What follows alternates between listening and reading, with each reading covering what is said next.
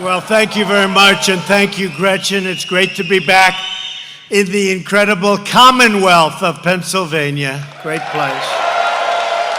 And this is my 13th visit to Pennsylvania during my administration, which is more than any other president to this point in the term, and I really love Pennsylvania. I went to school in Pennsylvania, Philadelphia, so we love this state. And I love the unions and I love the workers. And you know, when I built buildings in New York, I built them exclusively with union. People don't understand that. I was exclusive. And in the last really great election, our election of 2016, you know, we did great with the union workers, great. But we didn't do good with the leadership. The leadership said, well, we've always gone Democrat. Let's keep going that way. That didn't work out too well for some of them, I want to tell you. I'll tell you, and as Gretchen said, this would have never happened without me and us. This would have never happened. So I'm with you. I'm with you. Remember that, and remember that Pennsylvania. You know, Pennsylvania has the best numbers they've ever had in the history of the state, and that's for a very good reason. And you know what that reason is? Hello, here I am. And I'm truly honored to be here with the amazing energy workers and construction workers. These are talented people. The craft workers who make America run and who make America proud. We're proud again. We're proud again. And no one in the world does it better than you. Nobody. Nobody does it better. There's nobody in the world that does it. And we're unleashing that power again, like we've never seen before, I will say. And we are doing well, and we're fighting against a lot of countries that have taken advantage of us for many, many years, but they're not doing it so much anymore. And in a little period of time, they won't be doing it at all anymore. They've taken advantage of this country. Today we celebrate the revolution in American energy that's helping make our economy the envy of the world. This Shell petrochemical plant in Beaver County, Pennsylvania. I did very well here. We did very well. How many points did we win by? Does anybody know? I'll tell you. Isn't it, I think, 28 points? That's a lot. That's against a Democrat or whatever. It's one of the single biggest construction projects in the nation, and it made it possible and was possible by clean, affordable, all-American natural gas. Powerful, clean, natural gas.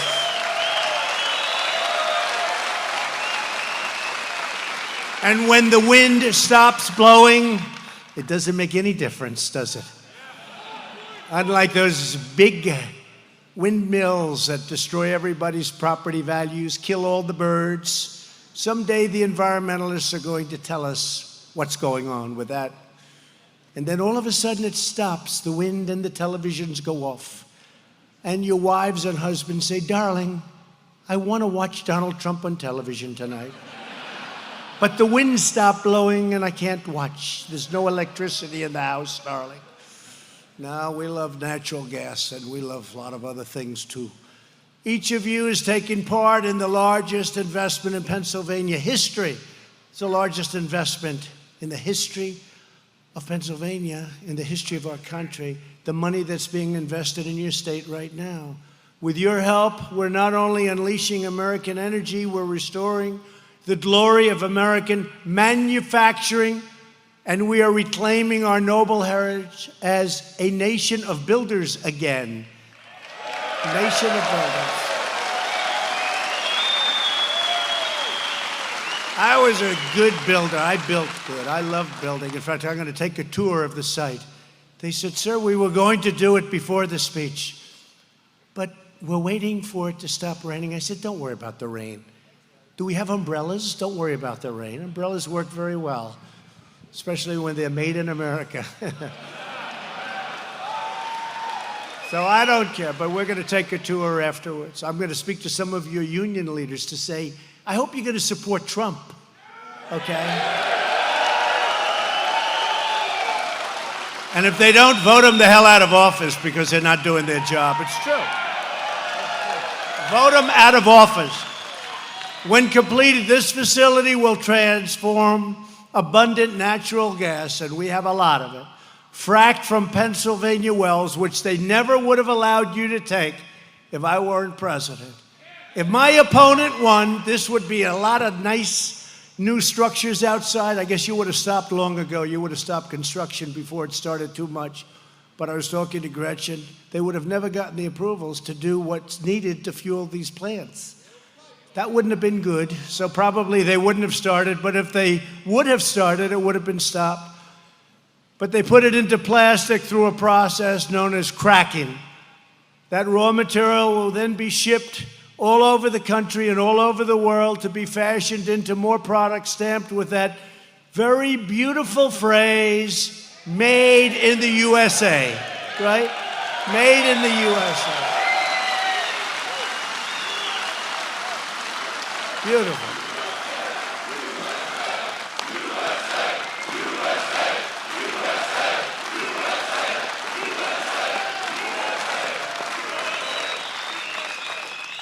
That is a beautiful phrase. Getting this massive job done right has required more than 1,500 pieces of heavy equipment, one of the largest cranes anywhere in the world. I look forward to seeing it. I love cranes. I love trucks of all types.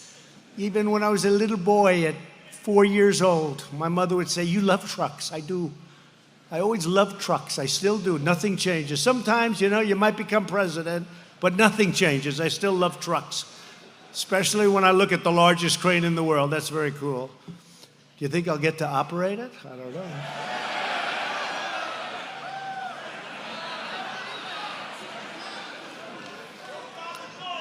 We'll put the media on it, and I'll give them a little ride, right?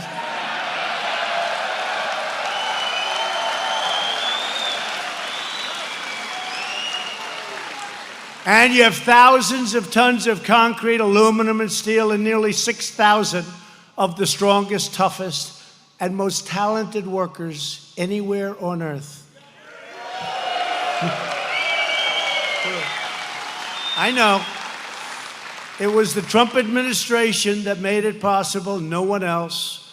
Without us, you would never have been able to do this. I want to thank all of our great union members, the Boilermakers, carpenters, cement finishers, electricians, iron workers, laborers, millwrights, operators, plumbers, painters, steam fitters. I know them well. And a group that I've used more than anybody that's ever run for office, times 1,000. Because in New York City, they would drive those cement trucks up to my building. And those trucks were always on time, and sometimes they were lined up for 6 blocks when I was doing different things. Even when I was doing the Woolman Rink, the city couldn't build it. It took them 9 years. They had no idea what they were doing. And I had that whole big, about 70,000 feet. It's like a massive office floor, bigger than an office floor. We did it all in one day, and the trucks were lined up from Central Park all the way back into Harlem. And they did it all in one day, that pour. It was called a contiguous pour. The city used to build little pieces, a little piece here, a little piece there, a little piece here, a little piece there. A few years later, a little piece here. Then they had pipes underneath, and the pipes were made out of copper. And during the evening, things would happen, like the copper would be stolen because it was very valuable. So they'd have a little piece with copper, and then the rest of the pipe they'd lay, and they'd get ready to pour. And they'd leave, and everybody would steal the copper. So this took place for, I guess, from 7 to 9 years. Nobody actually knows. Nobody wants to talk about it.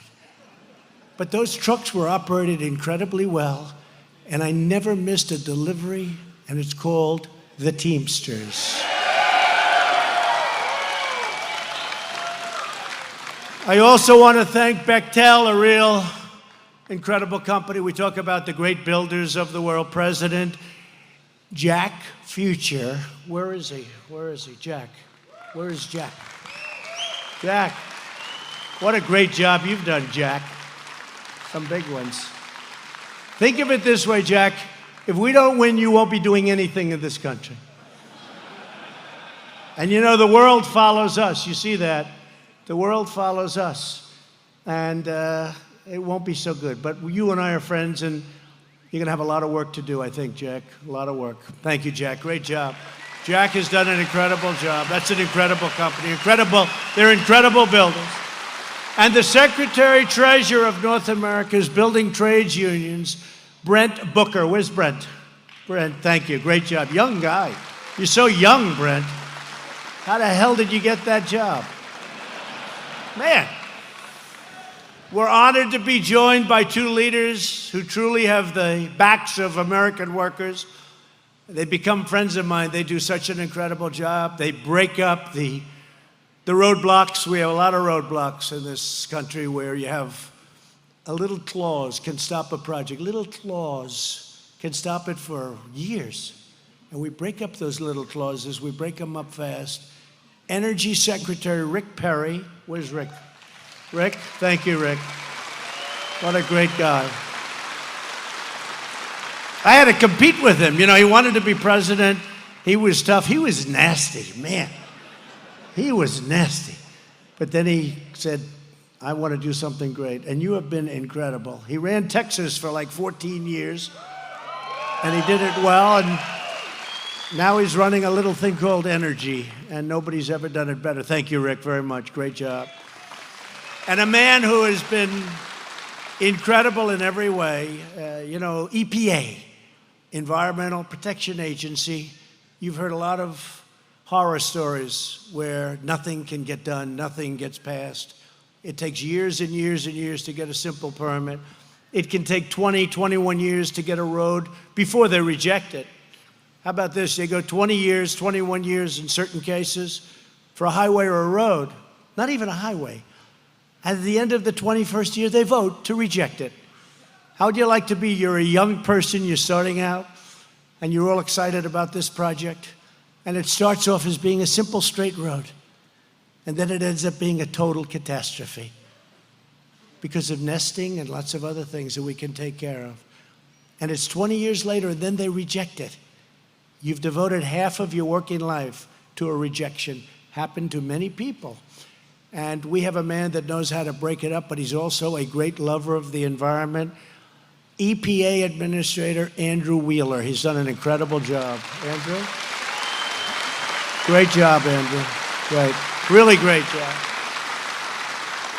And I also want to recognize some of my great friends that have helped me so much. Congressman John Joyce. John, where's John? John, usually you're in the front row. I can't believe this. I guess you got shut out by the unions. Look. Thank you, John. Fantastic job. John Joyce, been a great friend of all of us. Speaker of the Pennsylvania House of Representatives, Michael Turzai. Michael Turzai. Thank you, Michael. Great job. Thank you. Good to see you, Michael. Michael Turzai. Great name in this state, I'll tell you, for a long time. How long has it been, Michael? You've been there a long time. How long? Okay, good luck. Not that long. Thank you, Mike. And one of my good friends from Beaver County, David Urban. David, where's David? David, thank you, David. Great football player, great athlete. And he was a Trump supporter. He liked Trump. And when he liked Trump, nobody was going to get in his way. Right, David? Thank you. Thank you. How are we doing in the state, David? We looking good? Thank you. I appreciate it. Thank you. I think we're looking very good. I think we're looking good all over in Ohio, in North Carolina, and South Carolina, Florida. We just got numbers in Florida. We're looking fantastically good. Now, you know, sometimes, and they say, Donald Trump, can you imagine if I got a fair press? I mean, we're leading without it. Can you imagine if these people treated me fairly? The election would be over. Have they ever called off an election before, just said, look, just let's go. Go on, 4 more years. Yeah. And then you want to really drive them crazy, go to hashtag 3rd term, hashtag 4th term. You'll drive them totally crazy. I mean, you have one guy on television. I'm telling you, he's not leaving. He's going to win, and then he's not leaving. So in 2024, he won't leave. I'm telling you, this is a serious person. These people have gone stone cold crazy. And we're grateful especially to Chairman of Royal Dutch Shell. That's big stuff, folks. You know, I'm a business guy. When I hear Royal Dutch Shell, you know, until I became president, that was like a big deal. But now I don't view it the same. Once you're president, nothing seems big, right? Chad Holiday. Where's Chad? Chad understands it. That's a big deal, Chad. And thank you for coming. That's a big deal. You don't get any bigger. It's an incredible company. Shell's U.S. president, you just met her and you know her. Everybody knows her. And she's got a lot of other things in store, and she thanked me for what we've done here. But I said, forget this. We got a lot of jobs. Let's do a couple of more fast. Do them fast. We'll get you fast approvals. And you may get rejected. You know, if it's not going to be environmentally good, environmentally sound, if something's going to be wrong. But we're not going to take 20 years to reject you, like they did with the pipelines. It didn't matter. I approved them, but that's okay. So we have pipeline. Oh.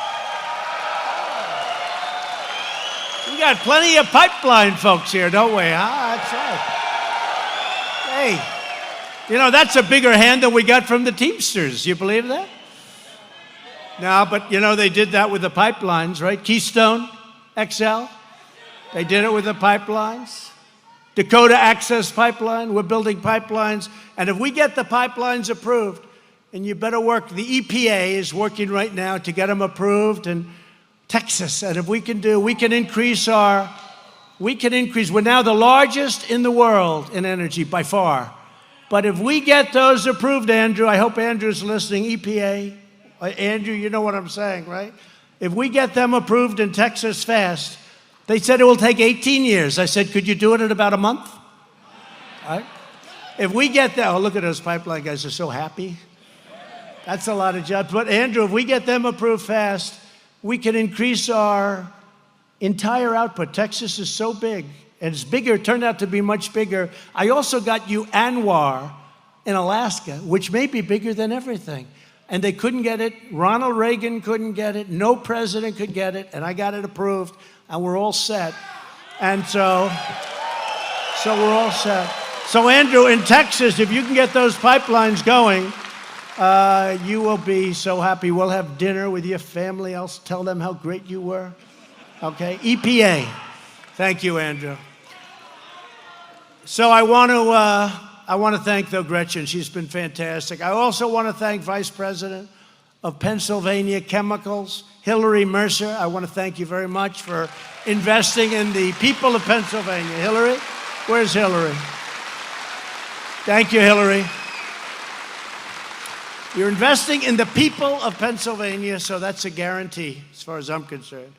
For generations, America greatness was forged and fueled and won by the extraordinary workers of this region. This region is an incredible region. Pennsylvania steel raised the skyscrapers that built our cities. And by the way, steel was dead. Your business was dead, okay? I don't want to be overly crude. Your business was dead. And I put a little thing called a 25% tariff on all of the dumped steel all over the country. And now your business is thriving. Probably there's few businesses that have gone proportionately up, like steel and aluminum. We did it with aluminum too, but they are doing well. 25% and 10% on aluminum. And they still dump, but now the United States takes in billions of dollars, and the dumping is much less, and the steel companies are thriving again. We have to have a steel industry. We can't. I mean, we need steel for defense. We need steel. What are we going to do? We have a little bit of a problem. We have a little bit of a conflict. We'll say, listen, China, could you do us a favor? We need help. All our steel mills are closed. Oh, damn it. Could you send us some steel, please? We don't make steel anymore. Well, we make it now. And I'll tell you what, those steel mills, U.S. Steel, and all of them, they're expanding all over the place. New mills, new expansions. We didn't have a new mill built in 30 years, and now we have many of them going up. Many car plants, they're coming in from Japan. I told Prime Minister Abe, great guy, I said, listen, we have a massive deficit with Japan. They send us thousands and thousands, millions of cars. We send them wheat. That's not a good deal. And they don't even want our wheat. They do it because they want us to at least feel that we're okay. You know, they do it to make us feel good. But the deficit is massive, it's changing rapidly. But what they're doing is they're buying a lot of our stuff, including our military equipment. They're building car plants now in the United States, in Michigan, in Pennsylvania. Many of the Japanese car companies are coming over and building car plants in the United States. It doesn't fully do the trick, but it helps. And those deficits will start coming down very substantially. But we're losing $78 billion. For many years, we're losing billions and billions with these countries. And frankly, the countries that we do the worst with are the allies, our allies. Does that make sense to you? Our allies take advantage of us far greater than our enemies. And someday, I'm going to explain that to a lot of people. Pennsylvania miners, do we love our miners? They lit up our towns and powered our industries.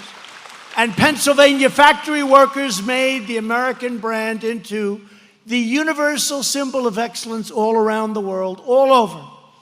But in recent decades, the loyalty of Pennsylvania workers was repaid only with betrayal. They betrayed you. They let your companies move to Mexico, to Canada, to China, to many other places. We ended up with no income and massive unemployment. Well, right now, our employment has reached the lowest level that it's seen since the 1960s, and we'll soon be breaking that record, I predict. And you've heard me say it, but now it's even better. Numbers just came out. African American unemployment, lowest in history. Asian American, Hispanic American, lowest in the history of our country. Women, lowest in 70 years. Sorry, women, I let you down again.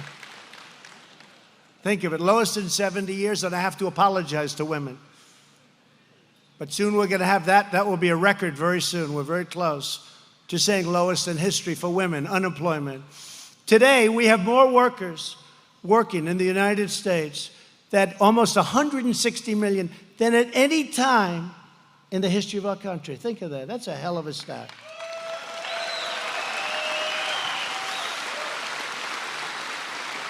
The political class in Washington gutted your factories with horrendous trade deals, horrible. NAFTA, one of the worst trade deals ever.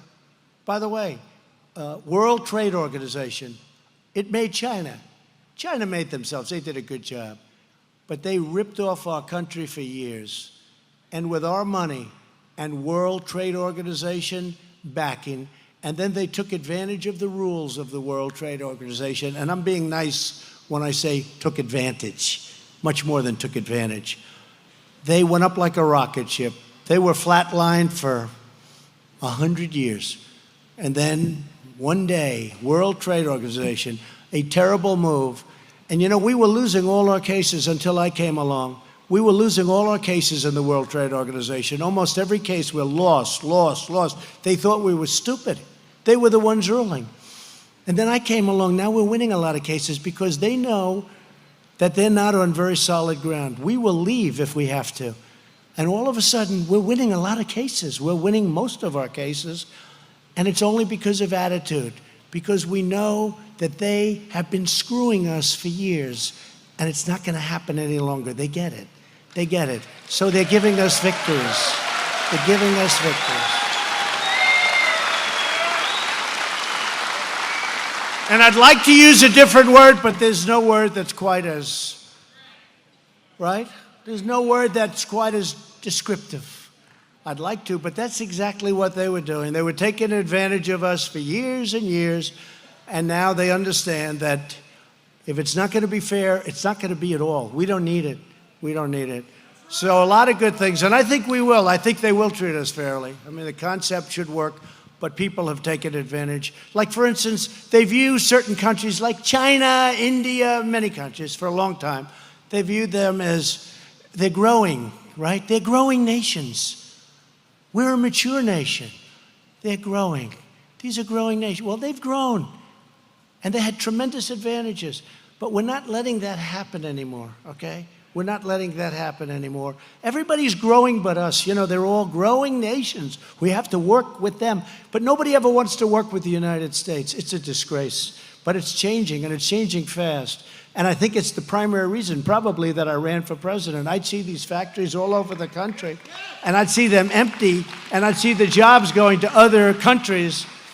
And I just never understood why the politicians didn't do anything about it. But now we're doing it. And by the way, the USMCA, that's Mexico and Canada, that deal is a fantastic deal. And it's a great deal for your unions, too. We have the farmers, the unions, the manufacturers. It's good for everybody. We have to get the Democrats to put it up for a vote. And most Democrats are going to vote for it, too. They're under a lot of pressure to vote for it. But that replaces one of the worst trade deals ever made, which is NAFTA. But I watched them crush your industries with taxes and regulations, and they targeted American energy for total destruction. You weren't going to be able to take anything out. That's our gold. That's gold underneath our feet. And they weren't going to allow it to happen. The Paris Accord. The Paris Accord was good for other countries, wasn't good for us. All the while, they expected you to stay on the sidelines, silence your voices, and surrender the future of our nation. And you didn't do it, but you didn't have the right people representing you. So it didn't matter. But when you finally had the right person, the person that really cared, because this thing is costing me a fortune being president. Somebody said, oh, he might have rented a room to a man from Saudi Arabia for $500. What about the $5 billion that I'll lose? You know, it's probably going to cost me, including upside, downside, lawyers, because every day they sue me for something. These are the most litigious people. It's probably costing me from $3 to $5 billion for the privilege of being, and I couldn't care less. I don't care. You know, if you're wealthy, it doesn't matter. I just want to do a great job. That's why I don't care. I want to do the right job. When this great building company comes here and wants to build a plant, I want to make it easy for them, not hard for them. I'm not jealous of them. I couldn't care less. Bechtel. I'm not jealous of them.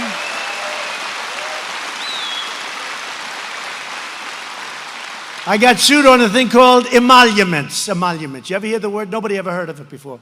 They went back. Now, nobody looks at Obama getting $60 million for a book. That's okay. Even though nobody in history ever got that much money for a book.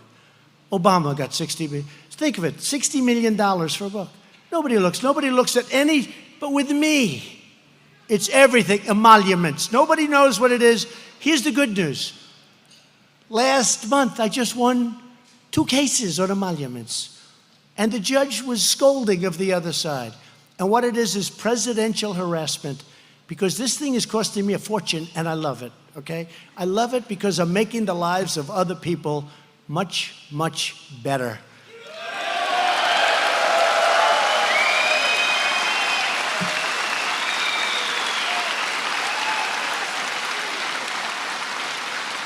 And each of you here today is living proof that America never surrenders. We don't surrender. And we were in bad shape. This area was in really bad shape. And now you look outside and you say, that's like the 8th wonder of the world. Under my administration, we're fighting back and we're winning because we are truly and finally putting America first.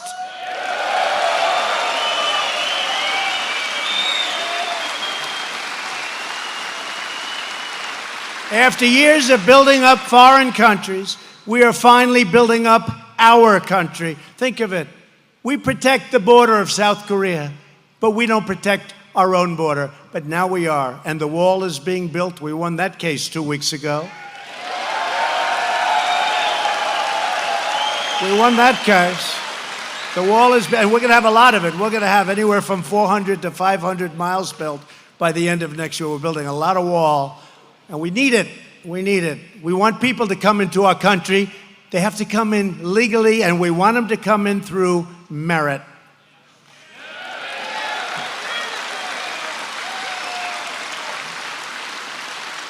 The last administration tried to shut down Pennsylvania coal and Pennsylvania fracking. If they got in, your fracking is gone, your coal is gone.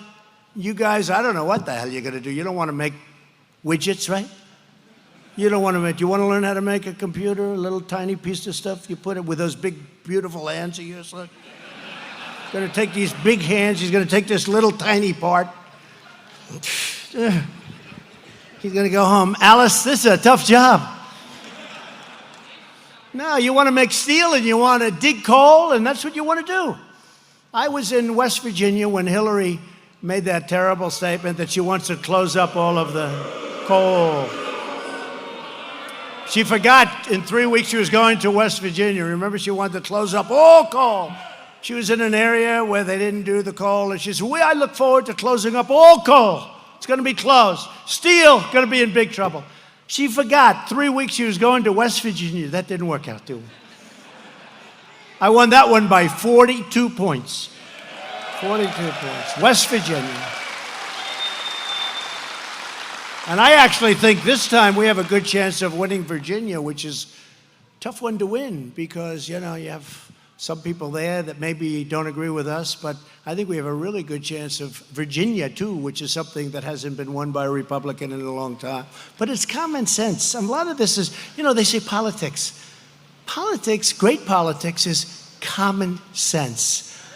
But on my first day in office, I ended the war on American energy. And that's common sense, I think. You know, that's common sense. We're lucky. You go to places like China, they don't have oil and gas. They don't have it under there. They have to go buy it. And then they devalue their currency and manipulate their currency. And that costs them a fortune to go out and buy it. They hurt themselves in the long run, but they're devaluing all over the place, as others are. But we have this unbelievable, the greatest in the world. We have the greatest resources, which really came about over the last few years. Nobody knew this. Fracking made it possible. Other new technologies made it possible. And now we're the number one, think of it, as I said, the number one energy producer in the world. I'm so proud of that because we wouldn't have been number 5. They were going to close it up. They were going to close it up. And it's common sense. They wanted to take away our wealth. That's what the Paris Accord would have done. It would have taken away our wealth. It wasn't for us. It was good for others. It wasn't for us. We had to pay money to other countries that are very substantial countries. They wanted to take away your wealth. They didn't want you to drill. They didn't want you to frack. They didn't want you to do steel. They wanted to take away your wealth. Now, the press will try and spin that differently, but I'm right, okay? The fake news.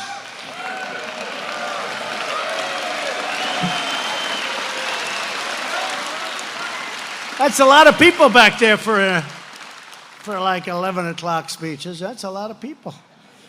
That's a lot like the Academy Awards during the day. It used to be. You know, the Academy Awards is on hard times now. You know that. Nobody wants to watch it. You know why? Because they started taking us on. Everyone got tired of it. It's amazing. That used to be second after the Super Bowl. And then all of a sudden now it's just another show because people got tired of people getting up and making fools of themselves and disrespecting the people in this room and the people that won the election in 2016. And the people that won the Senate without me on the ticket in 2018. You know, they never say that. We won the Senate. That's why we'll have appointed within 2 months 179 federal judges and 2 Supreme Court judges. Think of that. 179. But they don't say we won the Senate. They say we lost House. And, you know, there were a lot of people running for the House. It's hard for me to campaign, but almost everybody I campaigned for won. We had tremendous records in 18, and I wasn't running. There's a big difference.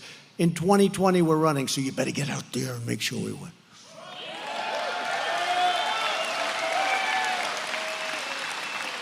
And we have a record that nobody's ever had. Remember, when I was running, I was saying, we're going to do this, we're going to create jobs. Everyone, big yawn, we like it. Let's give them a shot. What do we have to lose, right?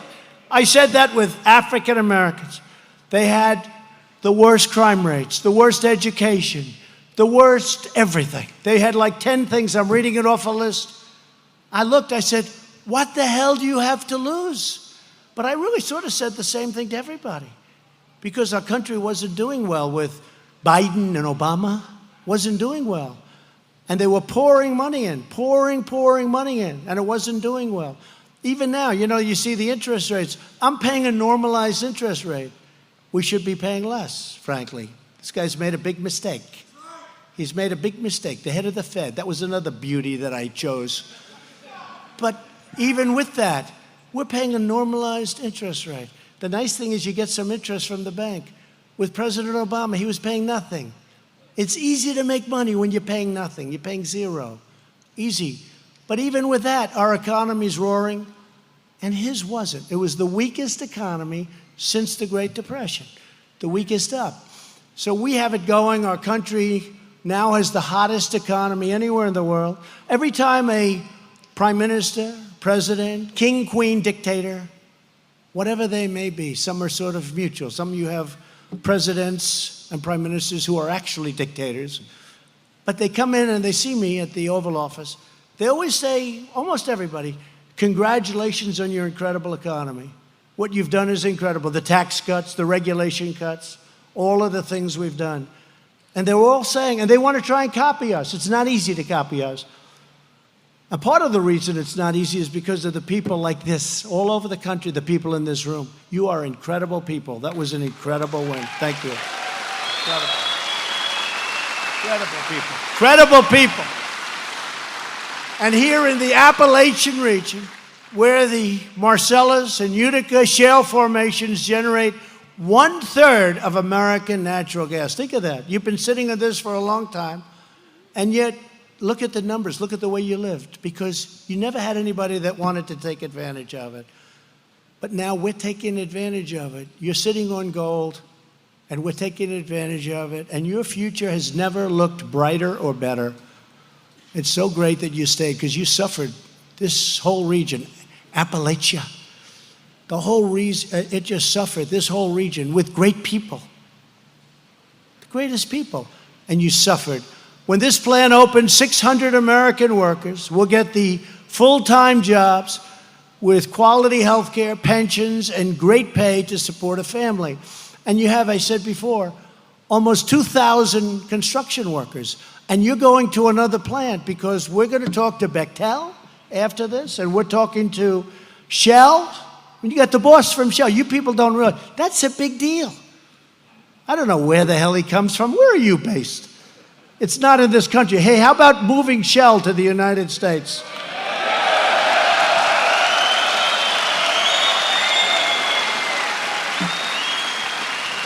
Well, we're ready if you are. Just let me know.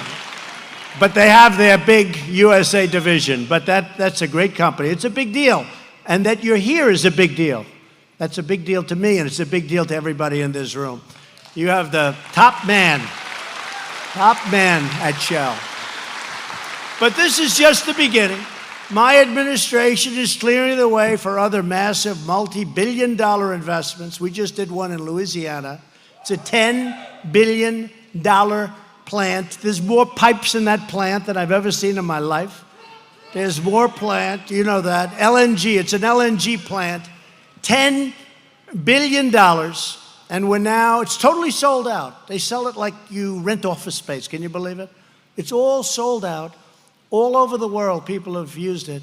And you haven't had a plant like that built in this country, really ever, because there's never been anything that big. But you didn't build plants like that because environmentally they weren't letting you. And yet environmentally is so good what they've done and what they can build today. Investments that could bring more than 100,000 new jobs to this region are now being looked at very seriously. And I think the $100,000, I really do. I feel the 100,000 jobs, Andrew, is going to be a very low number. I think you're going to have many more. This is an incredible region. You're sitting on top of something special. It's all fueled by the greatest treasure on the planet, American energy, and we don't want people taking that away from us. 2 more companies have recently proposed a $10 billion investment in the great state of Ohio. Incredible state.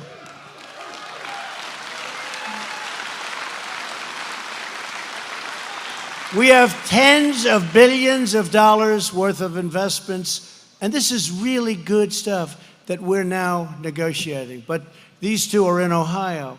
The energy revolution is also creating new jobs in West Virginia, Mexico, Colorado, Texas, Kansas, Louisiana, Indiana, Michigan, Illinois, Tennessee, North Carolina, South Carolina, all across our beautiful land. You have no idea what's going on, including, as I said before, car companies. We didn't make cars. Look, we lost 32% of our car companies to Mexico.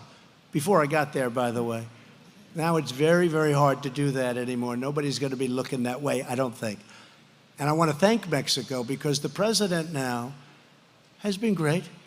And he's got 27,000 soldiers on our southern border and on his border with Guatemala, keeping our borders safe. Our numbers are plummeting, the people coming in. All because the Democrats won't approve fixing the loopholes in asylum. So I want to thank Mexico. It's incredible. We have close to 27,000. Think of that. We never had 3.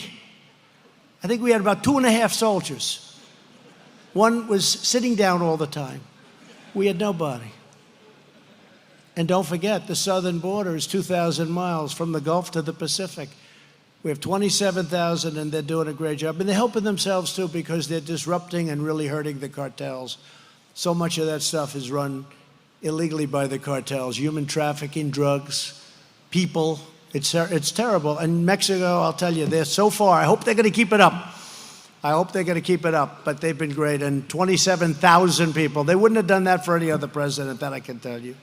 That I can tell you. With us today are a few of the hardworking Pennsylvania Patriots who are making this comeback possible. Jason Eckhart is the 3rd generation of his family to work on these grounds, and he's doing better than any of them. His father, and by the way, 3 years ago, you wouldn't have said that. 3 years ago, his father would say, hey, I had it made. His grandparents would say, we had it made. Now he could look at them and say, Dad, we have it made. His father and grandfather worked for the zinc smelting company previously housed at this site.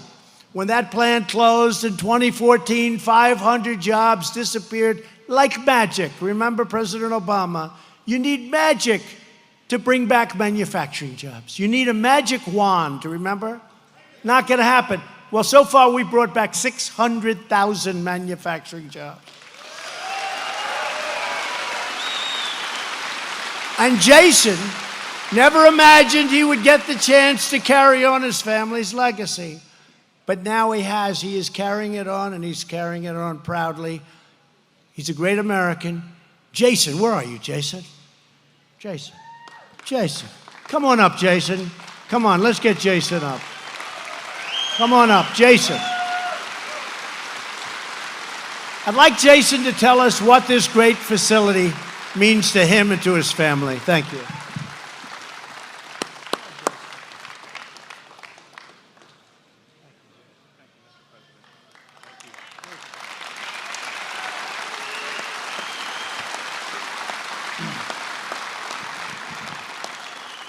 It's been amazing to see the transformation on this site from a 100-year-old zinc smelter to a state-of-the-art petrochem facility. I'm very proud to be part of Pennsylvania Chemicals, to redevelop this site and create the jobs in Western Pennsylvania for all of you.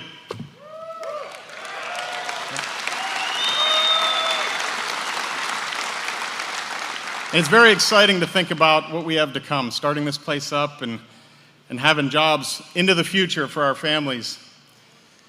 As a native from this area, I'm from right here in Center Township. I can appreciate how much this means to the area. I'm really proud to be part of this and be proud of all you guys. Thanks.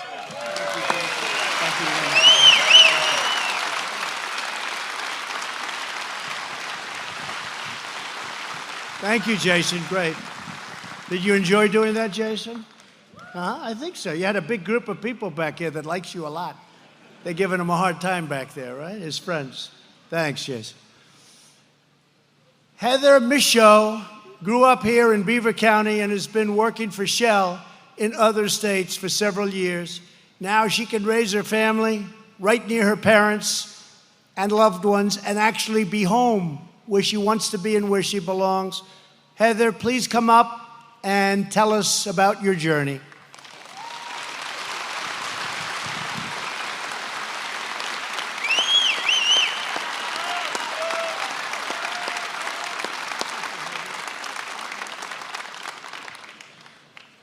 Thank you, Mr. President. Thank you. So for me, when Shell announced that we were going to be building a facility in Beaver County, I was in Texas, and I was so excited. But not just for me getting to further my career and move home.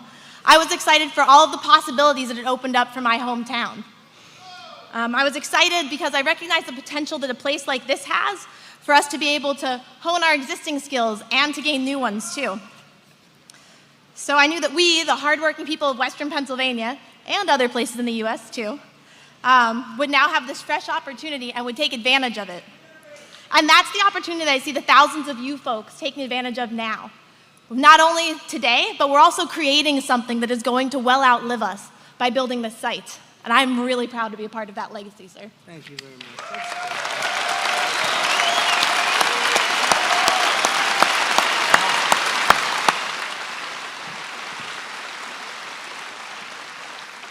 Great job. Thank you. She'll be running for office soon. Fantastic job. Samantha Polizotto was a single mom working full-time when she learned about process technology training programs at the local community college funded by Shell. She became the first woman to graduate from that program, and she made the dean's list. That's pretty good. Now she's leading the way as one of the very first production operators hired here at Shell. Samantha, please come up and say a few words, please.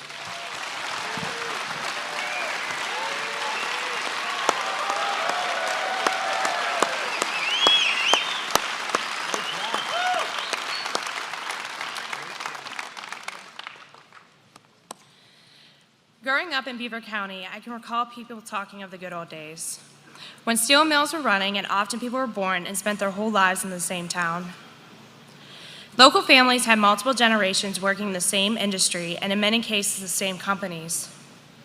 This was a fact for our parents, but with the fall of the steel mills in this area, began to see a period of stagnation.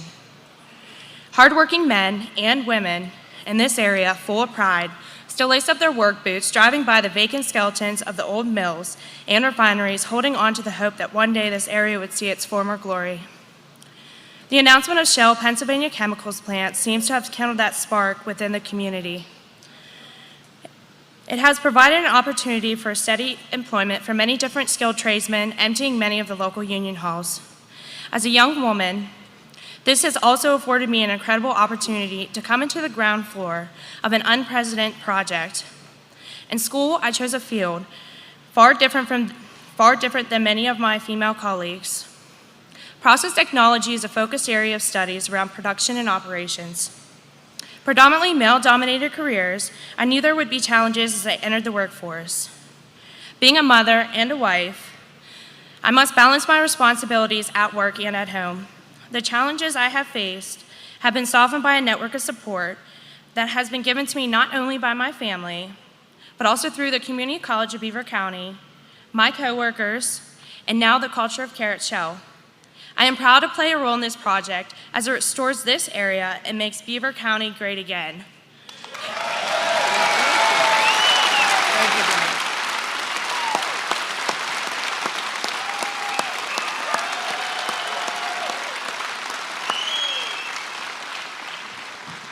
Thank you, Samantha. That was a great job. Thank you. To help create more opportunities for workers like Jason, Heather, and Samantha, my administration started the Pledge to America's Workers. Our partners are providing over 12 million training and enhanced career opportunities to American workers, and my daughter Ivanka is working so hard on it. She's done a great job. 12 million people so far have been positively affected. Today, I'm pleased to announce that Shell is signing the pledge to America's workers to provide enhanced career opportunities. By the way, Shell, thank you.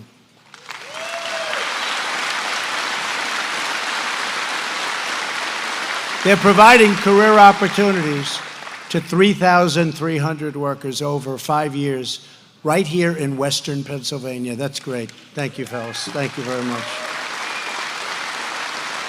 And thank you, Hillary, for the tremendous commitment that you've made. We really appreciate it. Fantastic job. Under this administration, we live by two very simple words: Buy American. That's what we want. I'm going to add something: Hire American. It's about hiring American, buying American. It's about America first. It's about make America great again. It's about keep America great.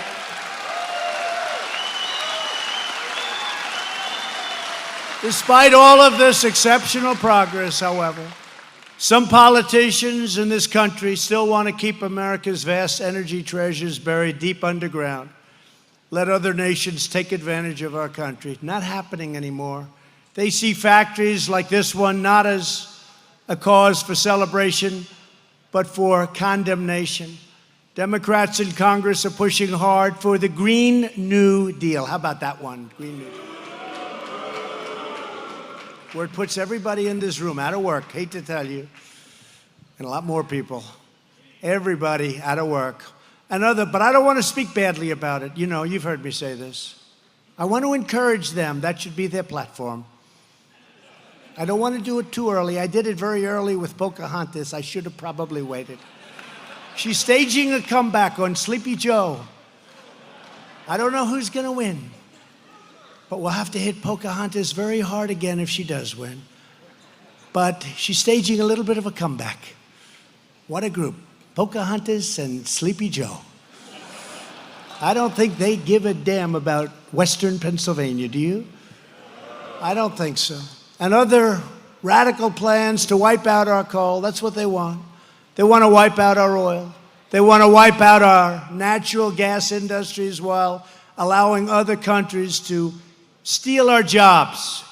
Virtually every leading Democrat has vowed to eliminate fossil fuels, obliterating millions of American jobs, devastating communities, and bankrupting factories, families, and senior citizens all across this region.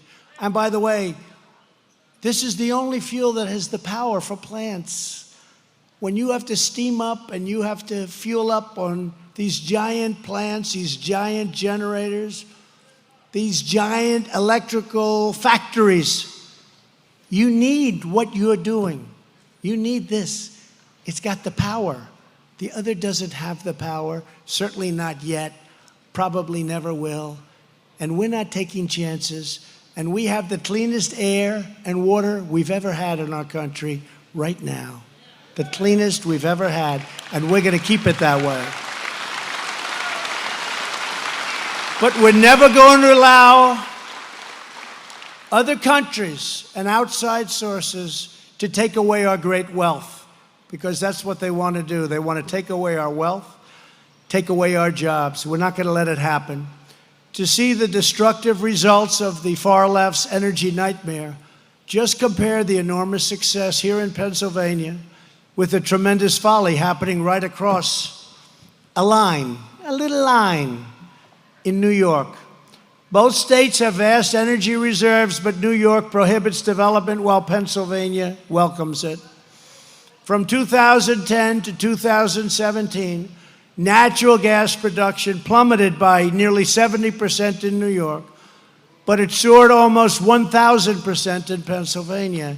And New York won't allow us to build a pipeline across, because New York is sort of a long state. And we can't have pipelines going across, helping a region that's not a wealthy region at all. They have a lot of economic problems. People are leaving left and right.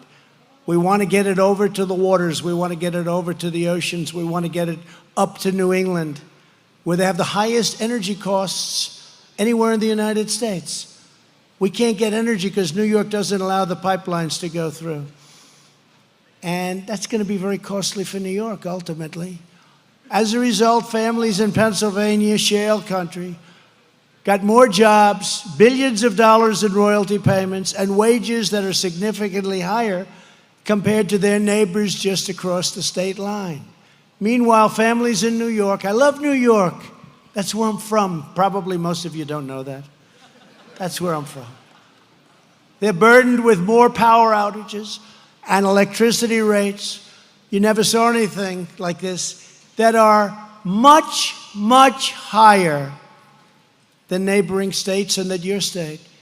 New York energy rates are through the roof. New England, through the roof. A lot of it has to do with the fact that we can't get pipelines through New York. New York won't let us. They won't let us. All New York likes to do is sue me. They like to sue me. They're always suing. I said, which lawyer's handling that case? No, they sue me for everything so they can try to stop us by any means possible. The radical left wants to do to America what they've done to New York, raise prices, kill jobs, and leave our nation less independent and far less secure.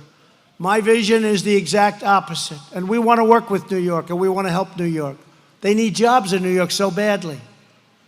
You know, they talk about the environment. So you have the state line, and over here, you have machinery, fracking. And over here, you have nothing except poverty. Over here, you have people driving new cars and nice cars. And over here, you have cars that are 40 years old. Now, what does that have to do with the environment? It's the same. It's an artificial line. And I wonder what happens when they get down there. What happens? I just wonder, is New York losing its wealth? You know what I'm talking about, right? What happens when those lines go down and they can go in any direction now? The equipment is so incredible. So hopefully we can help New York. I want to help New York so much. We will never allow ourselves to be at the mercy of foreign energy suppliers, and that's what's fighting us. They don't want us to have great energy.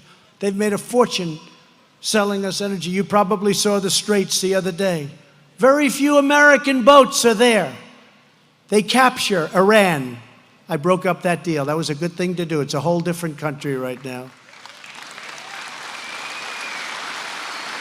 But they're capturing boats from other countries. They're not taking our boats. And one of the things that was brought out by the media, actually, and wisely and correctly brought out, we have very few boats going there anymore because we have our own oil and gas. We don't need it from the Middle East anymore. And that's why we're pursuing a future not only of energy independence, but not just words. You know, you've been hearing energy independence for years and years, and you'd hear it. We have real independence. But what we want now is not independence. We want American energy dominance. Dominance. Instead of relying on foreign countries, we are now relying on American producers, and we are relying on American workers to build our own future right here on American soil. It's time. And together, we're defending the oil and gas workers who light up our cities and uplift our communities. We're fighting for the technicians and construction workers here in Beaver County who are building a powerful engine of American commerce. There's no place like what you're seeing right outside these doors. There is no place like it. We're here once again to stand up for the engineers and the factory workers who will shape the work of your hands into American-made products sold all over the world. That's what's going to happen. That's what you're producing.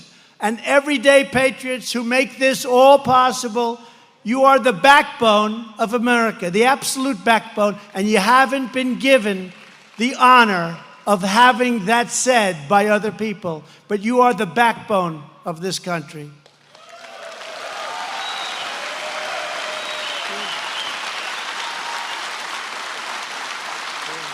So true. You are the ones who work hard, pay your taxes, build your neighborhoods, obey our laws, safeguard our values, raise up your children, make this land the greatest nation ever to exist on the face of the earth. You are the ones who do it. We work with a lot of people, but you are there and you are doing it. You've always been loyal to America, and now you finally have a president of the United States who is loyal to you.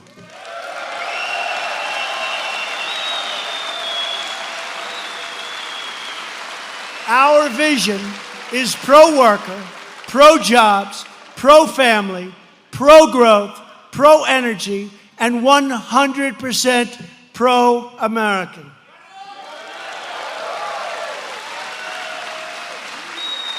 And we're taking care of our military, and we're taking care of our vets.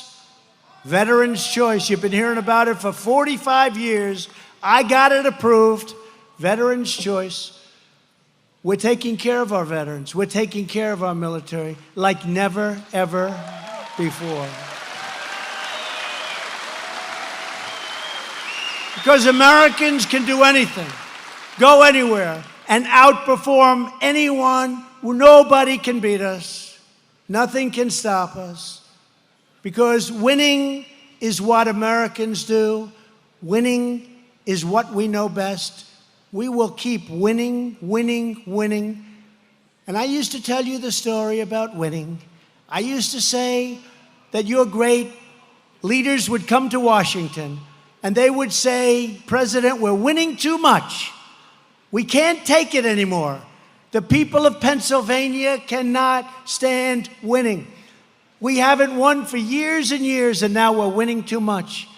Mr. President, please, for the good of the people of Pennsylvania, stop winning. Stop creating all these jobs. Stop creating all this product. Please, sir. Please, stop winning. And I said to them, and I will say to them, we're never going to stop winning. Because nobody's ever won like what's happened over the last couple of years. Nobody's ever won like you're winning. I've more than fulfilled my promises. Even they said, he promised things and he actually produced more than he promised. That's true. But we're going to produce more and more. I just want to thank everybody. With your help, factory floors across this land are once more crackling with life. Our steel mills are fired up and blazing bright. The assembly lines are roaring. Industry is booming. And the hearts of our workers, the American spirit is soaring higher, stronger, freer, and greater than ever before. I want to thank you all for giving this nation your very best, and your very best cannot be beaten. I want to thank you for filling America with pride. We are proud of you. We think you are just incredible, incredible people, and it's an honor for me to be with you in Pennsylvania. Thank you very much. God bless you. God bless you.